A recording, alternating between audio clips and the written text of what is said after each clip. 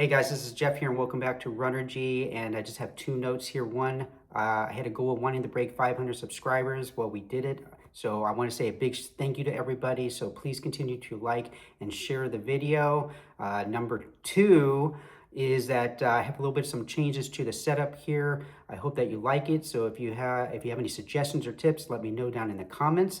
And with that, let's get moving on to the rest of the video. All right. Well, hello there.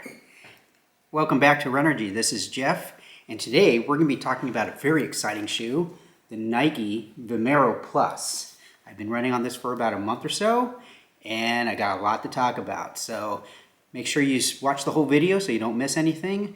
Subscribe and like and share the video. All right, let's get on to it about this Nike Vomero Plus. All right, this thing comes in around 292 grams, that's 10.3 ounces in the men's, 242 grams in the women's, that's 8.5 ounces. Comes in also around $180, so this is definitely a more upper premium shoe from Nike. It's got a lot to offer here, so let's check it out. One thing I do want to note that is interesting about this shoe is that it comes in medium and extra wide.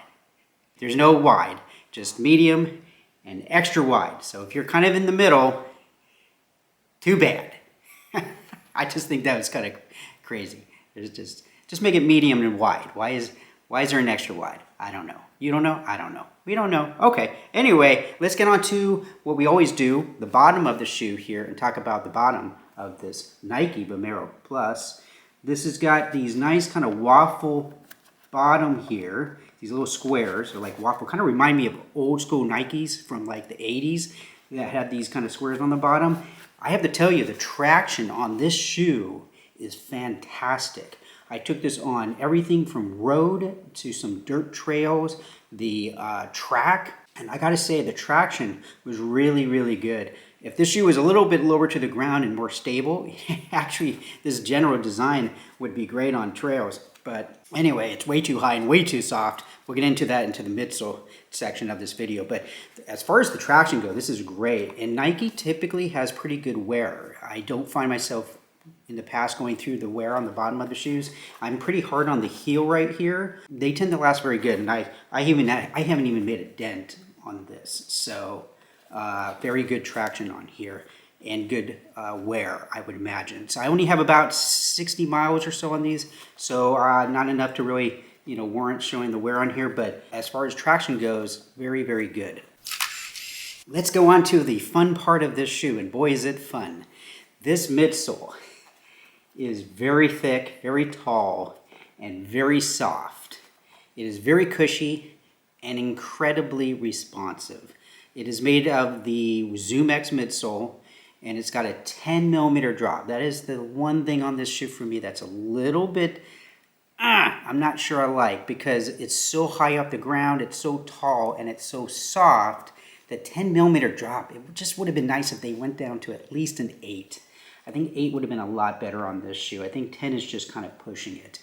Maybe that's what makes it stay a little more responsive feeling, having a 10 millimeter drop back here, but the real problem on this midsole is right here. I'm hoping you can see right here, and even kind of up here to a certain extent, but right here there's a big groove, and it's very, I hope you can see this, it's very squishy right here, all right? And what it does is if you land it all on this part of on the outside of your heel here, which is where most people do, if you come down here abruptly, it is going to go like this and kink out, and then you're going to go in. But if you land here, it's going to kink out. If it doesn't do it when it's new, it's definitely going to do it after you get some mileage on it.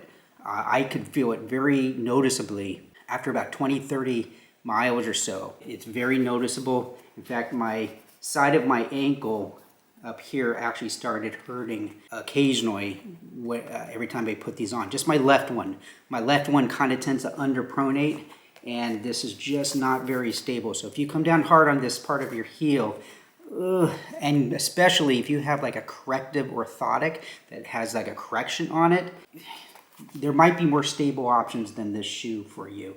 I think the combination of the 10 millimeter drop, the super high stack height, and the shoe being very, very soft, and then throwing in this, they really should have filled this in a little bit, and it would have been noticeably more stable. But other than that, this midsole is super fun. If you come down more midfoot here, it's really got a nice kind of springing forward kind of feel to it. It's very responsive. I actually took the shoe on the track. On the track. Amazingly, I was not the only one out there with this shoe out there. I don't think it would be my first choice for a track workout or speed workout, but it made it through and it was kind of fun and responsive, but a little sloppy going around the curves on the track. On the straightaways, not a problem. This is like a Mustang, Ford Mustang from like the 1980s or something. Great down the straightaway, but as soon as you get to a curve, forget about it. But anyway, yeah, so very fun, responsive, but just, yeah, again, not a real great heavy heel striker shoe. Even, thank goodness for this nice wide platform. This is extremely wide for a Nike platform on the bottom here, but that doesn't seem to really completely save this. It does kind of keep the shoe torsionally a little more stable, but yeah, that starting point back here on the heel is a bit of an issue. So make sure you're doing short, quick strides. Try to land more midfoot here. Let's get on to the upper. This shoe fit me quite well. I was very surprised, again, despite the fact that a little odd that it comes in a medium and an extra wide. The upper fit's definitely, I think, a little bit more roomy up in here compared to like the regular Vomero, and certainly compared to the Pegasus, which I think runs a little bit on the narrow side.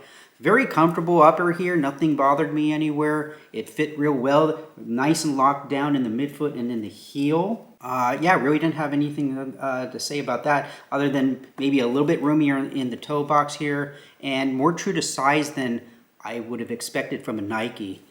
So yeah, true to size on this one. Really nice job on the tongue, really nice.